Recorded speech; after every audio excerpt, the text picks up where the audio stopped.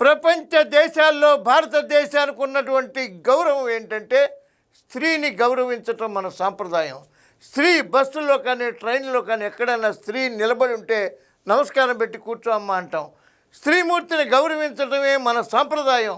అమ్మ, అక్క, చెల్లి, పిన్ని, అత్త అనుకుంటూ ఒక గౌరవమైనటువంటి సాంప్రదాయంతో బ్రతుకుతున్నాం. కాబట్టే బీద దేశం అయినప్పటికీ కూడా ప్రపంచంలో ఒక అగ్ర దేశంగా మన దేశం వెలుగొందుతోంది.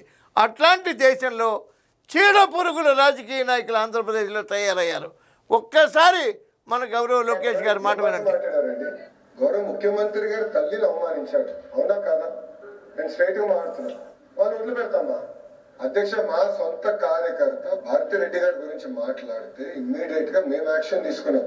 జైలుకి వెళ్ళాడు అధ్యక్ష, రిమాండ్ మేము పంపించాం. ముఖ్యమంత్రి గారి తల్లిని అవమానించారు అని గౌరవ మంత్రివర్యులు లోకేష్ గారు చెప్పారు. మరి లోకేష్ గారి తల్లిని కూడా అవమానించారు. ఇదే లోకేష్ గారు ఎక్కడ మాట్లాడినా భారతీ రెడ్డి గారు అంటారు. ఇది సాంప్రదాయం, ఇది సంస్కృతి, ఇది సంస్కారం. సంస్కారవంతమైనటువంటి పాలన, సంస్కారవంతమైన మనుషుల్లో పాలకులకే సంస్కారం లేకపోతే వాళ్ళు మన పాలించేది ఏంటండి?